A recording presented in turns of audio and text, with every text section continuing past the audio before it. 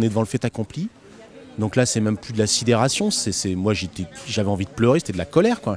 Et en fait, ces gens font tout pour nous mettre en colère. Ces gens sont des gens de gauche qui critiquent Macron, qui créent de la colère avec les gilets jaunes en disant mais c'est lui qui fabrique la colère. Mais ils font exactement le même métier.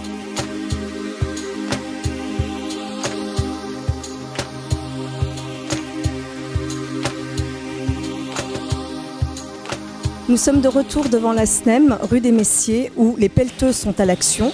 Il s'agit d'une usine polluée et les riverains ont appris la veille pour le lendemain que les travaux de démolition de l'usine allaient être entamés.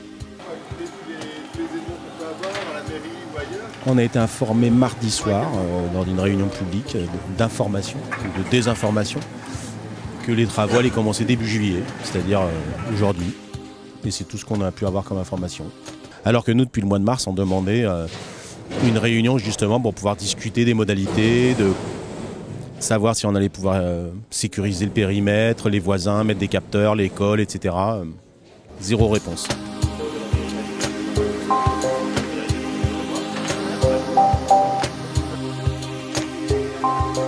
Moi, ça m'a rappelé des très mauvais souvenirs, puisque en effet, sur le site Ouipélec à Romainville, qui est fortement impacté avec à peu près les mêmes polluants, l'ADEME avait fait une étude avant que les travaux de dépollution commencent. Et moi, mon habitation n'avait pas du tout impacté avant les travaux de démolition. Et une fois que les travaux de démolition, qui se sont très mal passés par ailleurs, ont été faits, il y a eu un impact chez moi. Donc c'est vrai que quand ils ont présenté un petit peu qu'ils commençaient les travaux de démolition directement, ça m'a rappelé des très mauvais souvenirs.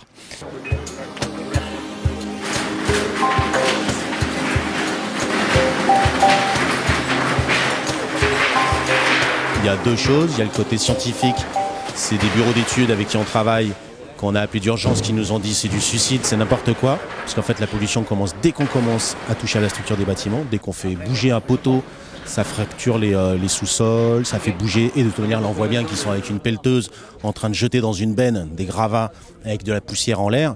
Donc tout part dans l'air, il y a une école qui est à 50 mètres, la cour de l'école en ce moment est en train de récupérer toutes les saloperies qui étaient là-dedans.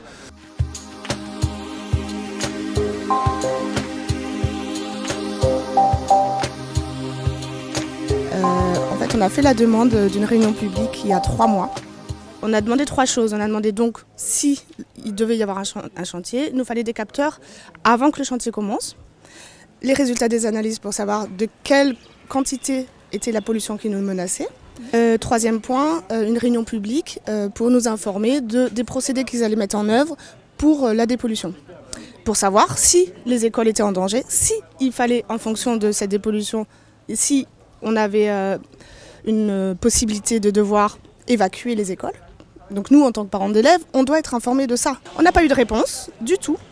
Par contre, cette semaine, les riverains ont reçu un courrier, la semaine dernière, pour dire qu'une réunion publique allait avoir lieu à Jules Ferrier 1, donc salle municipale, mais dans une des écoles quand même, sauf que les parents d'élèves n'ont pas été au courant.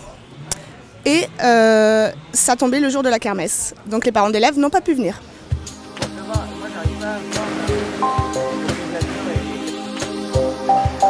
Aucune protection chez nous, aucun coup de téléphone, rien. Donc on ne peut pas dire quel est le niveau de pollution chez nous aujourd'hui, ce qu'on appelle le T0. Donc ils ne pourront pas nous dire plus tard que ça a été impacté par les travaux, puisqu'on ne sait pas à quel niveau on était impacté avant les travaux. Donc même si on se retrouve avec une usine, avec une cave très polluée, ils pourraient dire qu'elle a toujours été très polluée. On n'a pas la preuve que ce dégage-là, ça n'impacte pas. Bah ouais, et la possibilité d'avoir des dégagements comme ça.